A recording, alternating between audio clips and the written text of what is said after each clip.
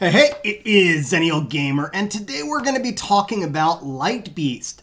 Now this video, like the others, will be broken down into a couple of parts. The first part of this video is going to be talking about the mechanics of the boss and then some beginning teams, but we're going to be focusing more on the second part, which is the easiest auto team if you don't have twins or high rune quality. And then the final part will be looking at a high scoring team to put up 5 or 10 million more, like the team that we have behind me. Now, if you've seen my other Rift Beast videos, you're going to notice that the teams are actually going to start to get pretty similar moving here on forward. So with that said, let's start off by looking at the boss mechanics. Okay, so before we jump into the run, I want to show you the runes of the monsters. Now, I have never used this team before or anything like it. We're going in trying it completely blind. But I wanted to come up with as free-to-play of a team as I could. Now, unfortunately, I have to go with the runes I have. Most of these monsters are not in some of my best runes. However, they are probably in higher quality runes than you'd get early game. So this is really just going to demonstrate the way the boss works, but you would still have to adjust a little bit, possibly adding in more healing or dropping out a damage dealer based on your own rune quality. So we're going to run through the runes real quick. Now, Fran is going to be in the best overall set of runes on this team, and in a lot of ways she actually doesn't fit because she's going to wind up lapping and violent proccing. I would rather see a much slower Fran. As a matter of fact, we're going to change Fran out for Colleen. Now, unfortunately, the Colleen is still going to be really fast compared to the rest of these monsters, but at least she's not going to violent proc. So the fact that she has two fight sets to me is kind of offset by the fact that she's going to wind up lapping monsters like Bulldozer and taking more turns. Ideally, you do not need much speed, if any at all, on the rifts, and ideally the monsters would all be slow and really close together rather than stretched out on speed. Now, the Mav is actually going to be acting last. He does have one fight set on him. The recommended runes for Mav would be Violent Fight. The Crow is going to be our primary damage dealer here. Now, I know that the Crow's stats seem pretty high right here, but I will say that if you put him in a Fatal set, and he just wound up with a lot less crit damage, you should be able to reach this level of plus attack even at early game. He doesn't need much accuracy, and 85 crit rate is enough for this level.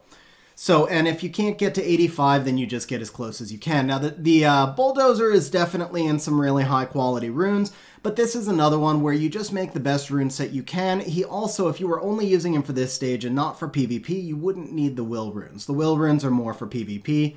The Ergar is in Violent Fight. His overall runes should be very easily reachable, even in early game, if you take him out of Violent and put him into like Fatal or something that's giving you an attack boost. Now, his main role here is to act as the attack buffer. Violent Fight is the best, but again, Fatal anything, Fatal Blade would be fine. Now, the Naomi obviously has super high crit damage. This would be another rune set that's kind of hard to get to, but same thing, if you put her in Fatal runes, you went for a higher attack and a little bit less crit damage, you'd be okay. So let's go ahead and test this team out and see how it works. Okay, now before we run the fight, let's just real quickly talk about what the Light boss's mechanic is. So his primary mechanic, each boss has one thing that's kind of unique, and then the rest are kind of similar. His unique thing is that he has this Light Distortion shield, which basically absorbs a significant portion of the damage he takes. Now, the shield can be broken, but it's easier to break the shield by doing high damage hits. So monsters that attack single target with really high multipliers and only hit once are ideal for this boss.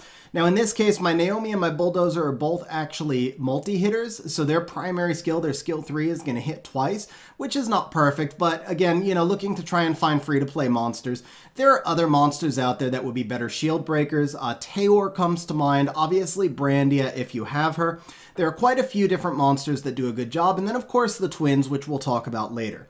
But again, just looking solely free to play, we wanted monsters that do really high damage, really high multipliers, and only do as few hits as possible. Now, after the boss puts up its shield, then it's going to do a frontline attack, which is where defense scaling monsters are going to really benefit you. Actually, my Bulldozer should have been in frontline, I just realized. We're not going to restart it, but the Bulldozer would definitely be better in frontline, even putting Mavin back, because his defense is going to mitigate so much of the damage of that Thorns of Despair.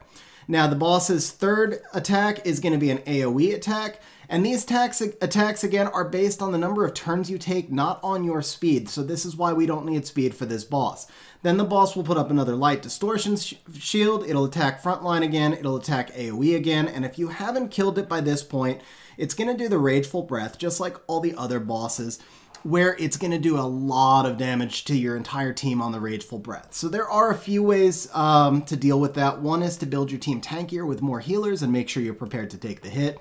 The other is to build your team YOLO and just do as much damage as you can. So let us go ahead and hit auto. We're going to watch this fight and see how this team that I've never tested before works and see if the theory crafting is right.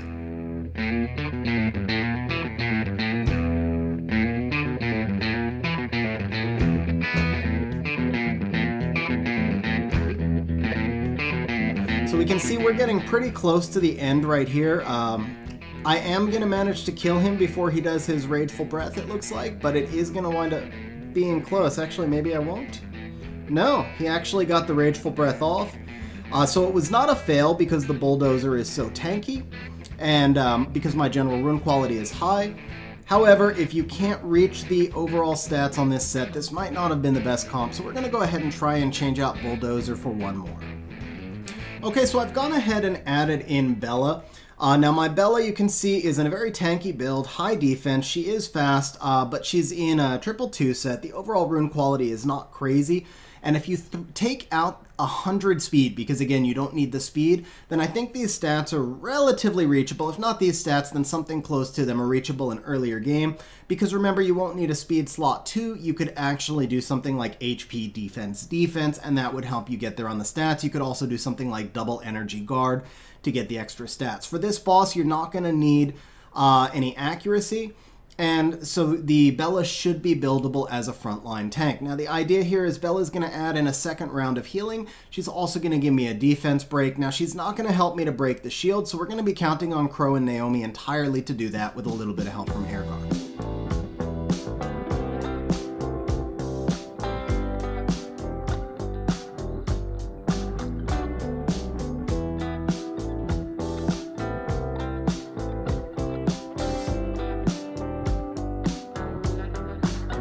So there you go. Now again, I know not everybody can match the rune quality, but just follow the basic concept of this. What you're looking for is big hitters who do a low number of attacks to break the shield, mix it in with a couple of healers, and then you can get your damage. Basically, Mav and Crow combined will guarantee you enough score for SSS. So the other four monsters, you use Mav and Crow together, and then the other four monsters just need to include a defense break and a few debuffs for the groggy state, and then a mixture of sustain and damage to break the shield. So that's the basic premise of the beginner team using completely free-to-play monsters.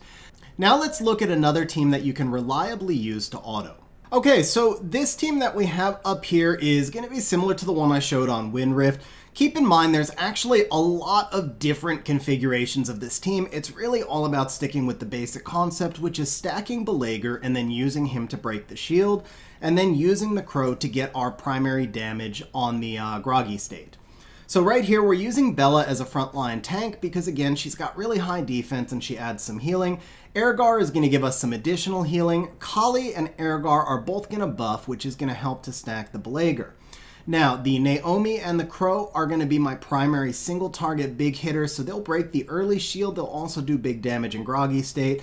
And then Bale is either going to break a shield or do a ton of damage to the boss, depending on the turn sequence on the final stage. Kali's role after groggy state is literally just to die. So let's take a look at Kali's stats. Once again, we don't need all that speed, so I'll tell you my Kali hits for 37,000 damage on Tectonic Shift. You can see she's only got 130 crit damage. So if you put her in attack, crit damage, attack, and you had any kind of crit damage subs and you weren't trying to milk out the speed, you should be able to get her to the same damage level as mine. Now mine is very squishy. She's going to die after the groggy state, so the key with Kali is we need her to live until the groggy state and then die afterwards. And the reason we want her to die there is so that she stacks Belager, so that he gets even more of his fully stacked Start of Apocalypse. Now these are the Belager stats. This is a BJR 5 Belager. So I know not everybody can reach these stats, but you really shouldn't need to. Just make him as strong as you can. He doesn't have to be quite as tanky because he's backline, and he obviously doesn't need any accuracy. Now, it would be nice if he had a little bit more crit rate than mine, to be honest. Because he's not going to have attribute advantage here, more crit rate is definitely better. But alternatively, you could also use the Kali Leader skill to get him an extra 23 crit rate. Now, that's going to lower your overall score because your Crow will no longer be getting the attack boost. But it does help to ensure that the boss dies. You could also bring in a different monster that had a common crit rate lead. The Bella is not essential here, so you could change out, if you don't need the healing, you could change out the Bella for something else. If you have Perna, Perna is an even better choice than Kali for the front line. If you have Odin, Odin is going to be a great choice for the front line because he's going to get fully stacked up and hammer that shield.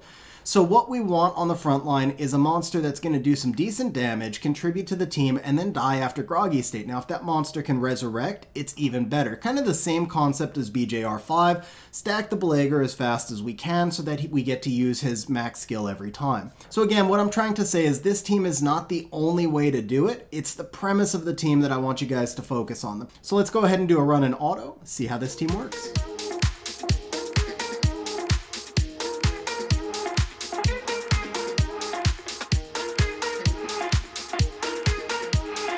Now you can see there my Kali actually didn't die because she went invincible, and that was okay as well because that meant she held the front line so that the boss, she was able to do more damage, and obviously Kali is a high damage single target nuker, so it kind of worked out both ways.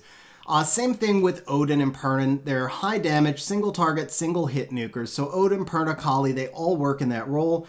And you could have made the Kali even squishier. If she had died earlier, my Bale would have gone off with Startup Apocalypse, and we would have been good either way. Now, this is obviously not going to be the highest scoring team, but it's going to be a very consistent, reliable team that you can just auto through. And it's also a quick team. The monsters generally have faster animations. The damage output is high, so you're able to farm a little bit quicker. Now let's take a look at a high-scoring team. Okay, so this team in front of us, I did 11 point something million, I think, with it. Now, the runes might have been a little bit better at the time, but not too far different. The biggest difference is I don't believe this team is properly speed-tuned right now. So for a lot of the auto teams, the speed tuning isn't necessarily as big of a deal. It certainly helps, and I will have, in editing, I'll have actually posted a recommended turn order, but it's not as essential. On a high-scoring team, the speed tuning really does matter. You need the monsters to go in a specific sequence. So I will post on screen as I'm talking about the different monsters' runes, what turn order you want them to go in.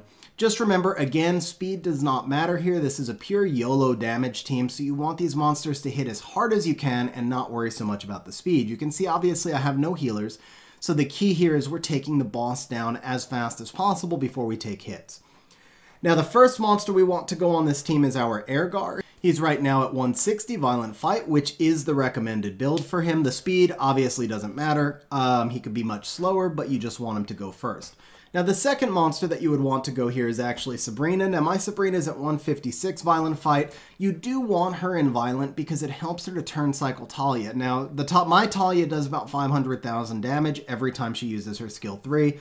And because she's got the skill 2 that turn cycles her a little bit, so her skill 3 is 4 turns, but it's really a 3-turn cooldown because she's turn cycles with her skill 2. So if Sabrina Violent procs and carries Talia with her twice, then Talia can go skill 3 every time, hitting for 500,000 damage a pop. So that's where the Violent proc is kind of important.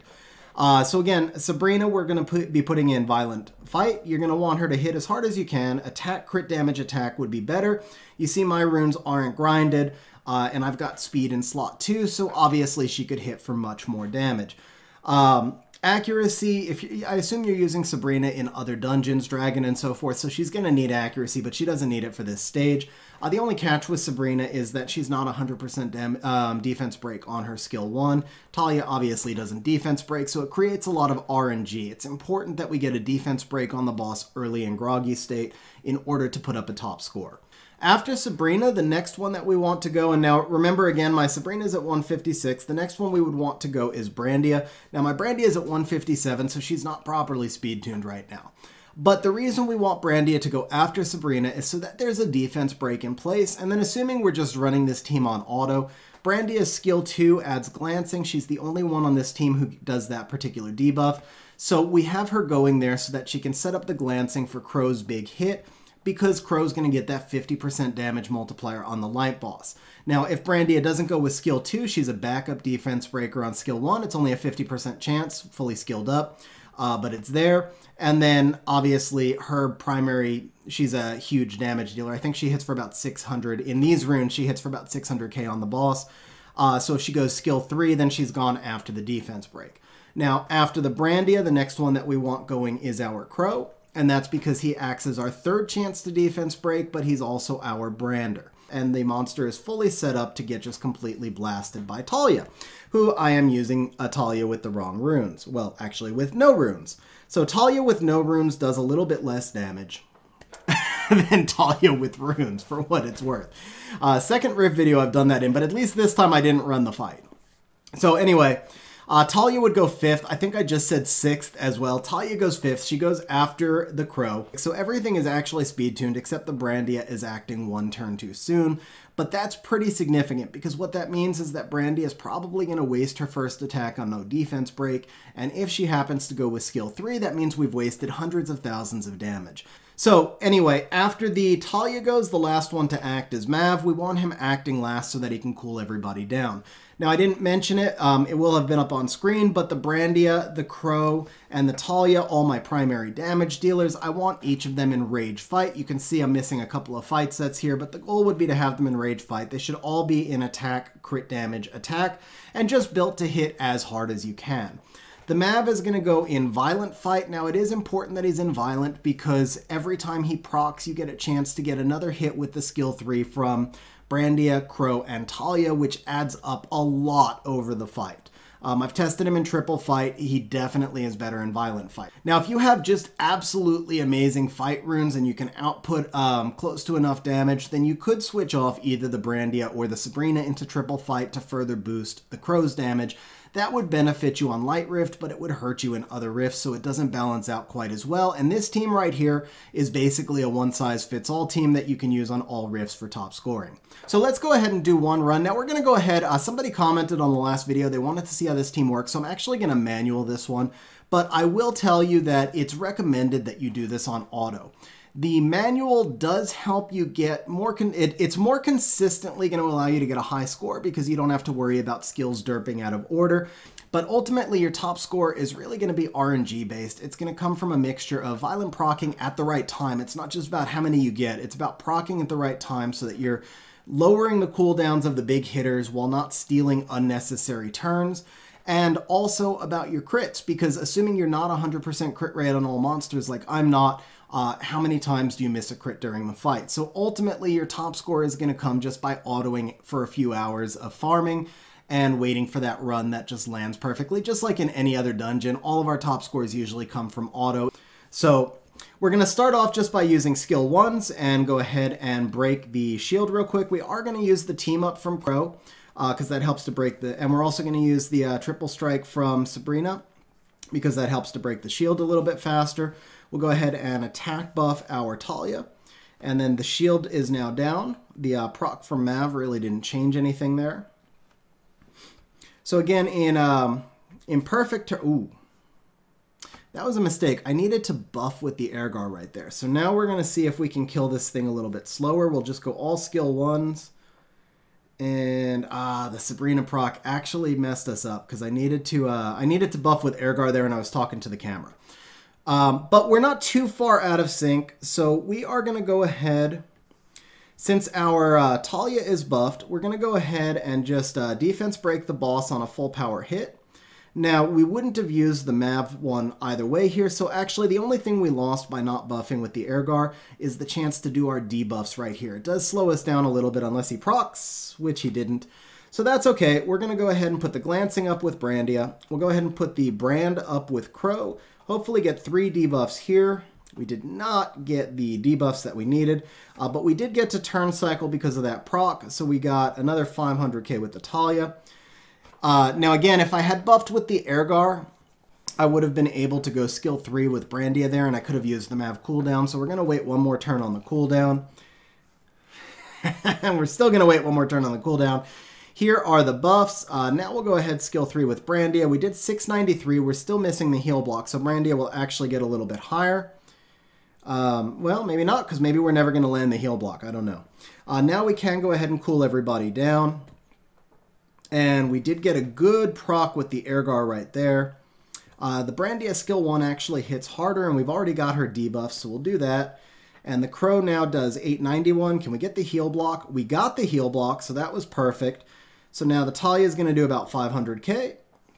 One more proc from Mav here would have been nice. Let's see, the Brandia does 752. We get another 210 from the Ergar. I wonder if we're going to get back around in time, because Mav is going to get to cool everyone down. We'll go ahead and just skill 1 with Talia, skill 1 with Brandia. Here's the Mav cooldown. Okay, so we didn't get back around, and so you can see it was actually, I'm actually going to leave this in the video so that you can see the importance of that one little mistake. By not buffing with Airgar when I needed to, it probably lowered my score by about 2 million. Now again, if I was on auto, there's so many RNG factors, you know, it doesn't really matter that the skills may or may not be used at the right time. Last thing I want to mention is that the Mav speed buff is going to eventually make your Brandia act out of order because she has such a higher base speed than everybody else. So if you have some room to play around with the speeds and you can put like a 25 speed gap between Brandia and the Sabrina that's going in front of her, then you might get 1 extra turn before Brandia gets in front of Sabrina, but ultimately it's okay. The main thing is that we want Brandia going in order to put up the glancing buff and or to do her skill 3 after the Sabrina defense break that first time through, because then Mav's going to wind up cooling her down. Okay guys, so that is it for today's video. As always, hope you found it useful, hope you enjoyed it, and we'll see you next time. Hey guys, if you're still with me to this point, then that means that you probably liked the video, found it entertaining, or even better, both. So please smash the like button, hit the subscribe button, and leave a comment down below, because those things help the channel grow, and more importantly, they show me that the video is useful, and that's the whole reason I do this in the first place.